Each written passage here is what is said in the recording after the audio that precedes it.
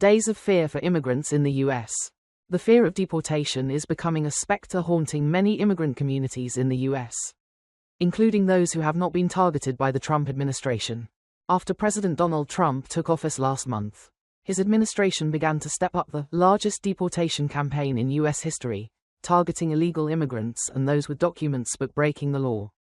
The U.S. Immigration and Customs Enforcement (ICE) agency said it had made more than 5,000 arrests of illegal immigrants in the past week.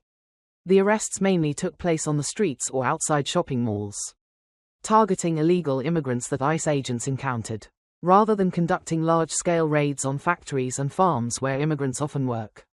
According to demographers and experts, about 14 million undocumented immigrants live in the U.S.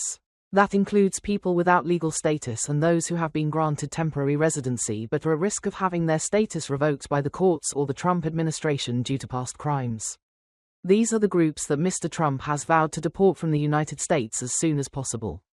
While millions of immigrants are not on the list, anxiety has gripped them and has been fueled by tough statements from the president and his top aides.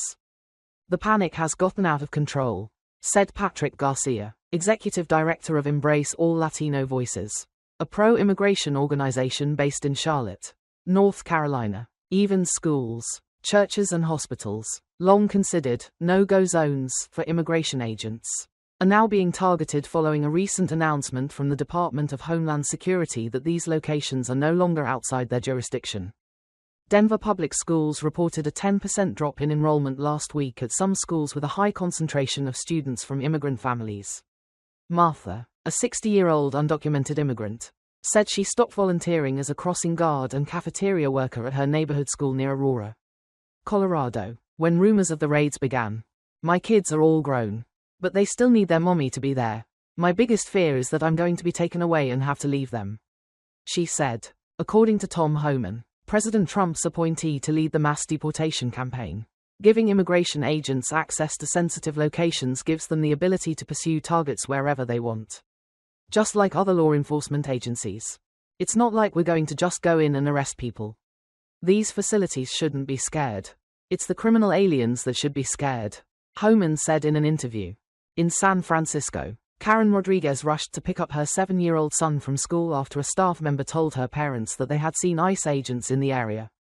"Fear is what we're all feeling," said the 30-year-old immigrant from Colombia. She, her husband and their son crossed the border into the United States and are planning to apply for asylum. Most undocumented immigrants have been in the United States for at least a decade. They work mainly in construction, agriculture and other manufacturing, and often have children born in the United States. Many have long believed that if they stay out of trouble with the police, they'll be relatively safe. That's no longer the case. Even in Los Angeles and San Francisco, cities that have passed laws to protect immigrant communities, people are changing their daily routines. At the Park Plaza barbershop in Los Angeles, there was only one customer as of 5:15 p.m. on January 28.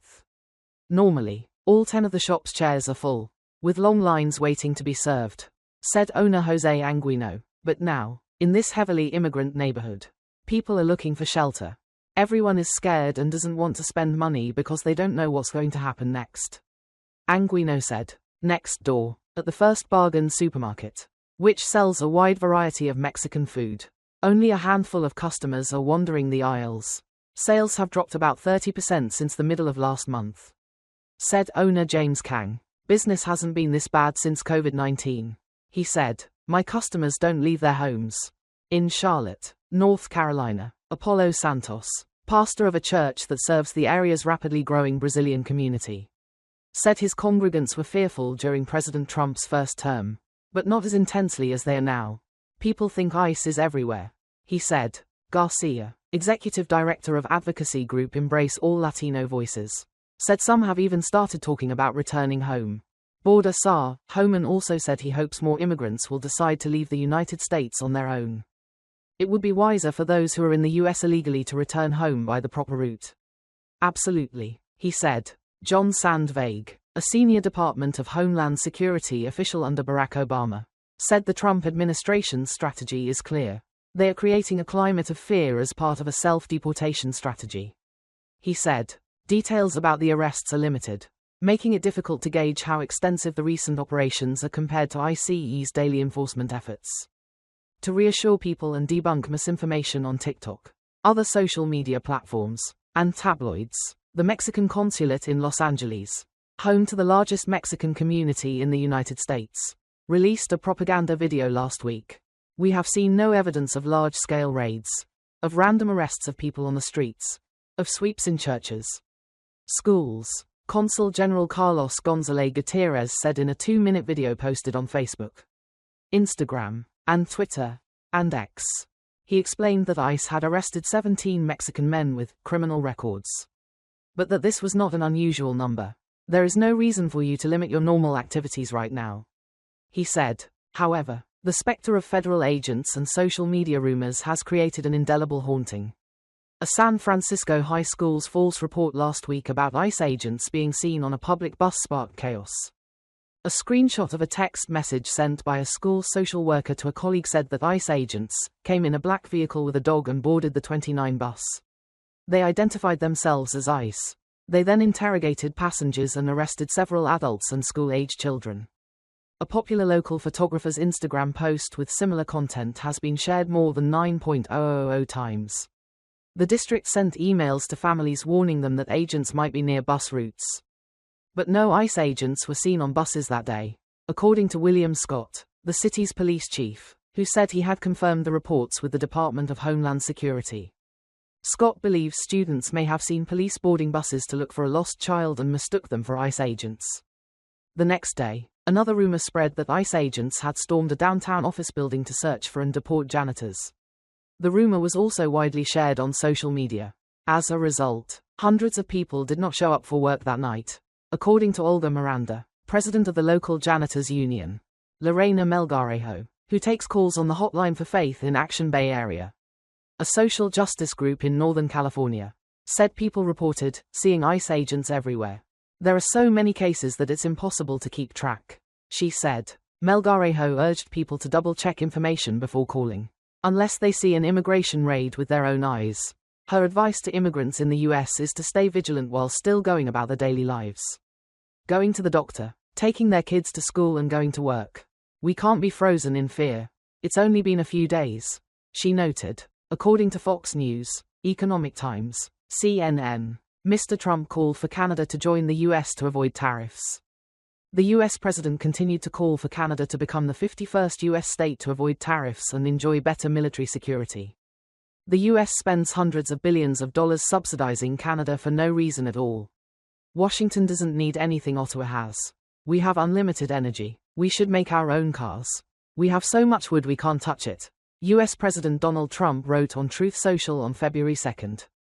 Without these massive subsidies, Canada would not exist as a country. That's the ugly truth. So Canada should become the 51st state of the United States. The people would enjoy lower taxes, much better military security, and especially no tariffs on goods, he emphasized. Mr. Trump often uses the word subsidy to talk about the trade deficit with Canada. In 2023, trade in goods and services between the US and Canada reached $923 billion. The US exported $441 billion, while importing $482 billion. The US president has repeatedly mentioned the idea of Canada joining the US, calling Prime Minister Trudeau the Governor of Canada. In a press conference in January, he said that he could use the economic power of the US to realize the goal of erasing the border with Canada. Canadian Prime Minister Justin Trudeau responded strongly, saying, "There is no way Canada will become part of the US." Polls show that most Canadians do not want their country to become part of the US. The US president signed an executive order effective February 4, imposing a 25% tariff on virtually all goods from Canada and a 10% tariff on energy imports from the country. Hours after Mr. Trump signed the executive order, Canadian Prime Minister Justin Trudeau announced a 25% tariff on $106.5 billion worth of US goods. Ottawa is also considering a number of non-tariff retaliatory measures, such as restricting exports of critical minerals and energy to the US and blocking US companies from bidding for contracts with the Canadian government.